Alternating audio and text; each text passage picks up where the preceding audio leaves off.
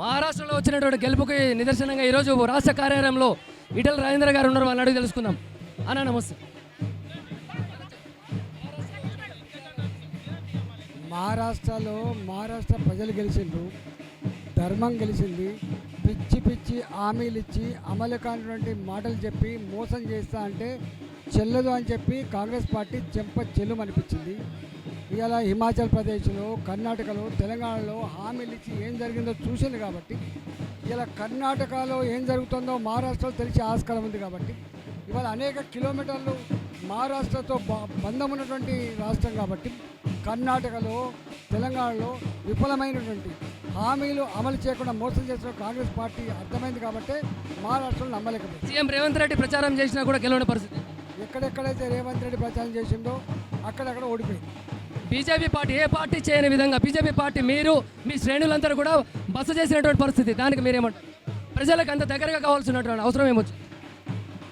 ఇవాళ మహారాష్ట్రలో ప్రభుత్వం ఉంది కాబట్టి మా పని విధానం ఏందో ప్రజలకు అర్థమైంది కాబట్టి మాట ఇస్తే కట్టుబడి అమలు చేసే పార్టీ కాబట్టి అక్కడ గెలిచినాం.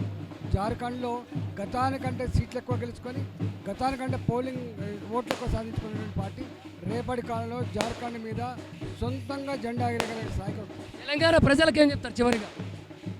తెలంగాణ ప్రజలు అంటే ఆనాడు వాళ్ళ హామీల కంటే ఎక్కువ కేసీఆర్ మీద ఉన్నటువంటి కోపంతో కసితో ఓట్లేసిండ్రు. పేన మీద నుంచి పొగలబడ్డం.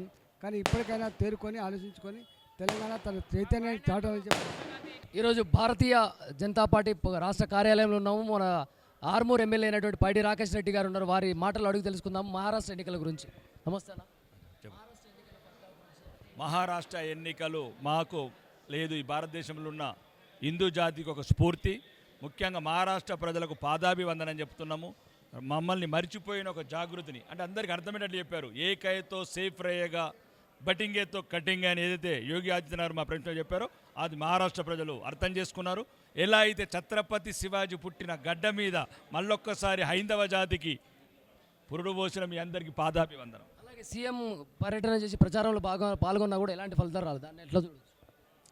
కాంగ్రెస్ పోయిన ఇక రాహుల్ గాంధీ దగ్గర సీట్ రాలేదని ఇక రేవంత్ ఖాన్ కనబడుతుంది. మీరు సీఎం అని నేను ప్రచారం చేశాను, ఆడ విజయం వస్తుందని చెప్పేసి కూడా గర్వంగా చెప్పారు. దానికి సీఎం గారు, తెలంగాణ సీఎం గారు ఎక్కడ దగ్గర అన్ని చోట్ల ఓడిపోయింది కాంగ్రెస్. రాహుల్ గాంధీ గారు కూడా 90% సీట్లలో ఓడిపోయింది. కాంగ్రెస్ని నమ్మేవాళ్ళు లేరు. ఇక రాను రాను జాతుల మధ్యన, మతాల మధ్యన వైషమ్యాలు రెచ్చగొట్టి కాంగ్రెస్ పబ్బం గడుపుకుంటుంది. మేము అట్లా కాదు, సబ్కా సాత్, సబ్కా వికాస్, సబ్కా విశ్వాస్ అంటున్నాము. అందరం కలుద్దాము, జాతిని అభివృద్ధి చేసుకుందాం అనుకుంటున్నాము. ముస్లింలు అట్లా అనుకుంటలేరు. వాళ్ళు ఓటు జియాద్ చేస్తున్నారు. బహిరంగంగా మత సంస్థల నాయకులు, మౌలానా లాంటి వాళ్ళు ఓటు జియాద్ చేయమని చెప్తున్నారు. ఓటు జియాద్ చేసి ఢిల్లీ పీఠాన్ని దించాలని చెప్తున్నారు. ఓటు జియాద్కి జవాబు బరాబర్ దియా మహారాష్ట్రలో. అసద్ కాదు, అక్బరుద్దీన్. ఆ 15 సంవత్సరాల నుంచి అదే మాట అరిగిపోయిన రికార్డు. దానికి హిందువులు సమాధానం చెప్పారు, బరాబరి చెప్పారు. మహారాష్ట్ర ఎలా చెప్పాలి? తెలంగాణ హిందువులు చెప్తాను. ఎలా ఉంటే మాటకు మాట ఇస్తాము. 15 నిమిషాలు మేము 14 నిమిషాలు ఇవ్వమంటాం. उन्होंने 15 मिनट पूछा, हम 14 मिनट पूछेगा.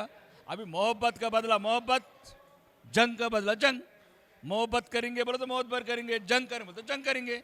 एंड आंडू पांडे समझे क्या? हिंदू लोग 100 करोड़ हिंदू लोग हैं.